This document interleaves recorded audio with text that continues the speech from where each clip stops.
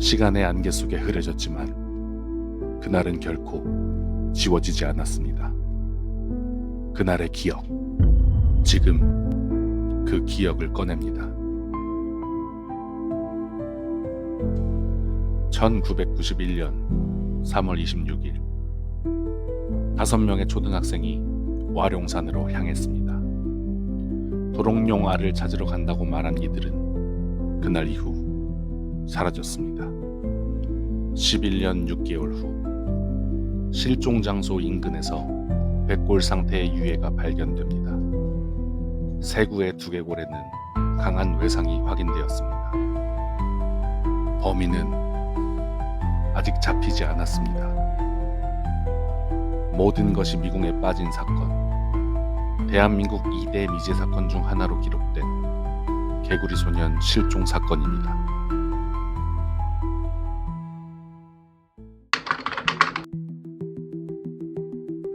(1991년 3월 26일) 대구 직할시 달서구 이곡동. 이날은 전국 지방의원 선거일로 임시공휴일이었고 학생들은 학교에 가지 않았습니다. 성서국민학교에 재학 중인 국민학생 5명이 오전 9시 무렵 집을 나섰습니다.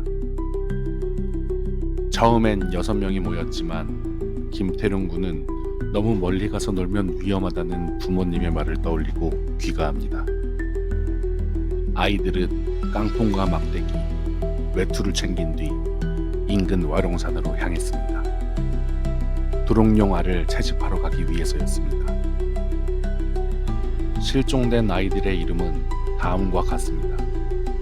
우철원 군, 조호연 군, 김영규 군, 박찬인 군, 김종식 군. 사건 초반 보도에서 도롱뇽 알이 개구리 알로 보도되고 개구리 소년이라는 별칭이 붙게 됩니다. 실제 목적은 탄피를 주우러 간 것이라는 진술도 존재합니다. 당시 와룡산 근처에 군부대 사격장이 있었고 탄피를 주워 다니는 일이 어린이들 사이에서 유행이었습니다.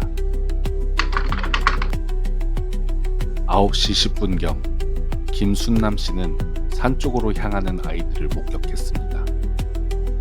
그리고 조호연 군의 형 조무연 군이 아이들을 만나 도롱뇽을 잡으러 간다는 말을 듣습니다. 11시 30분경 와룡산 중턱에서 국민학생 함수근 군이 2차례 날카로운 비명소리를 들었다고 진술합니다. 오후 2시 와룡산 산기슭에 살던 김이수 씨도 5명의 아이들이 산으로 올라가는 모습을 봤다고 증언합니다. 오후 6시가 지나도 아이들은 귀가하지 않았습니다. 부모들은 직접 수색에 나섰고 같은 날 저녁 7시 50분경 경찰에 실종 신고를 합니다.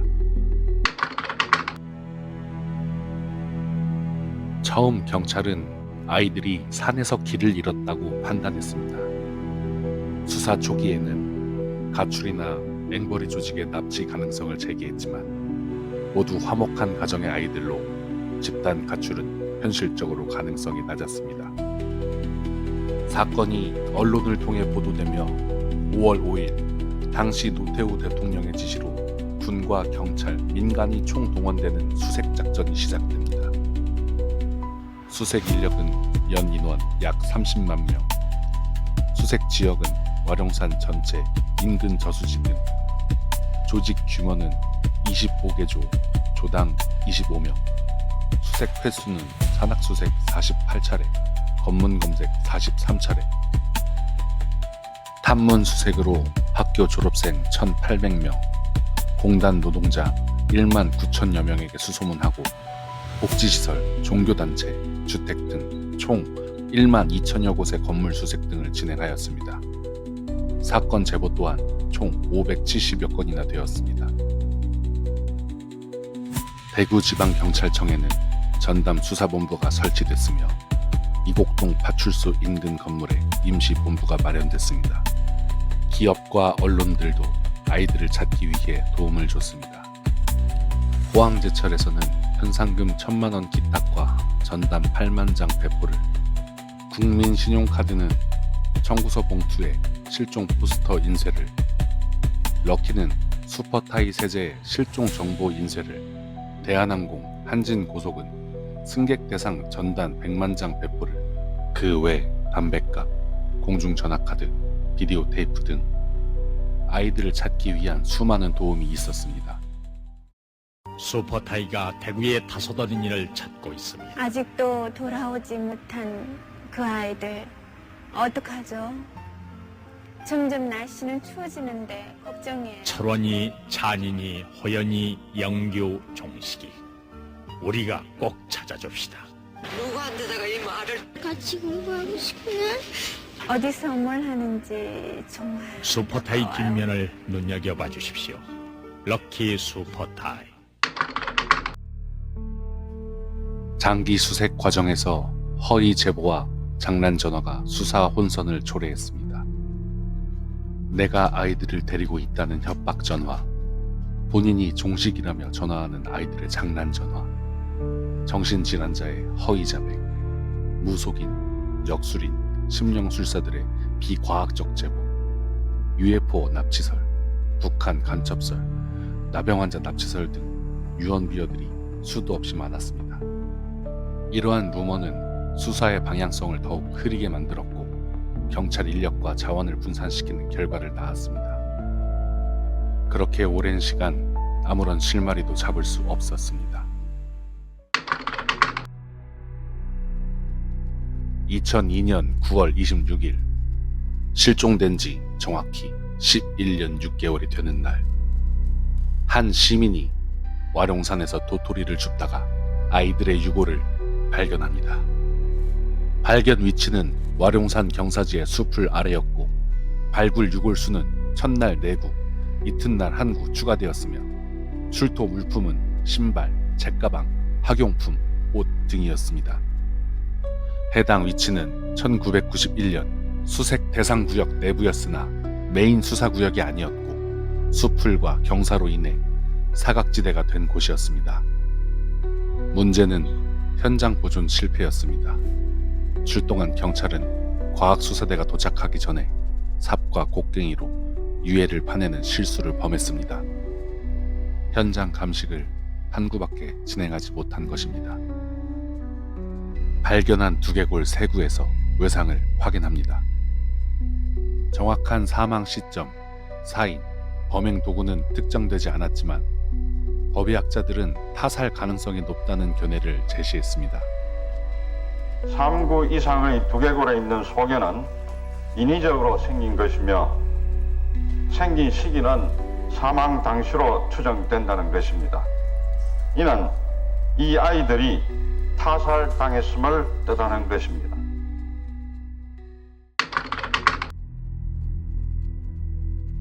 법의학적 정황에 따르면 3구 이상의 두개골에 명확한 외상 흔적으로 천공, 파열, 골절 흔적이 존재하고 유해가 한 지점에 밀집되어 있고 의류, 가방, 신발이 함께 발견되었다는 점, 이러한 정황으로 단순 조난이나 낙상사고보다는 타살당했음을 뜻한다고 하였습니다. 하지만 경찰은 단정은 어렵다는 입장을 반복합니다. 사망 시점은 부패 상태로 인해 특정이 어렵고 사망 원인은 저체온증, 낙석, 외부 충격 등의 복합적인 가능성이 있고 외상은 사망 후 손상일 가능성도 있다고 언급하였습니다. 유골 발견 직후 경찰은 사인을 저체온증으로 인한 자연사라고 추정하였습니다. 성인들도 산에서는 하차하면은 길 방향을 잃습니다. 충분히 애들이 길 방향을 잃어가지고 이리 왔고 또 축구하기 때문에 같이 체온을 서로 보존하기 위해서 서로 엉켰지 않았는가.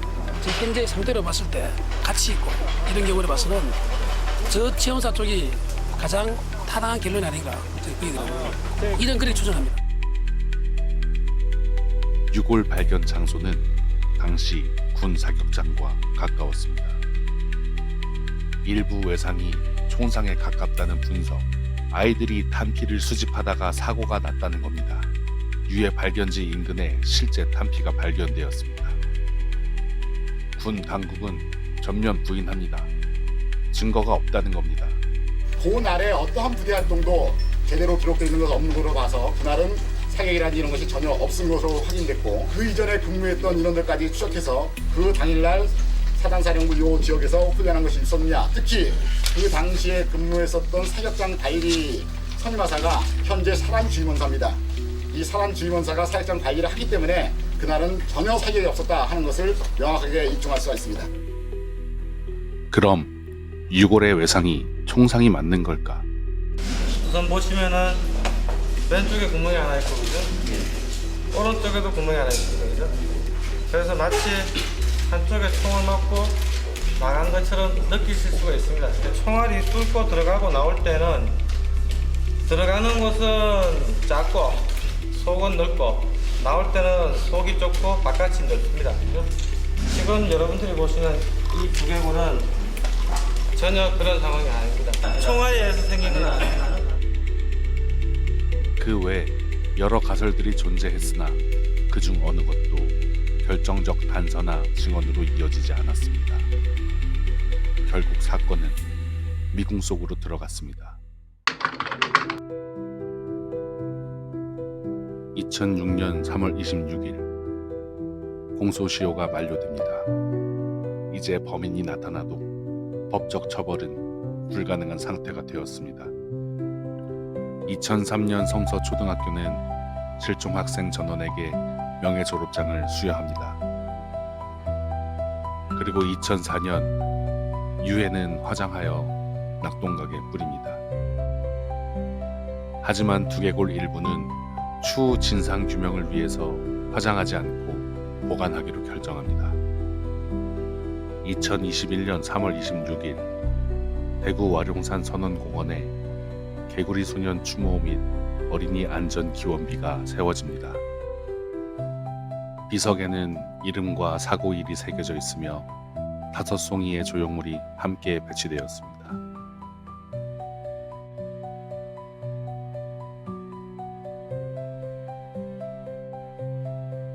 범인은 누구였을까? 5명은 왜 같은 장소에서 사망했을까? 유해는 왜 11년이 지나서야 발견되었을까? 수사는 어떤 결정적 단서를 놓쳤을까? 범인이 잡히는 그날까지 잊을 수 없는 기억입니다. 시간의 안개 속에 흐려졌지만 그날은 결코 지워지지 않았습니다. 그날의 기억, 지금 그 기억을 다시 놓습니다.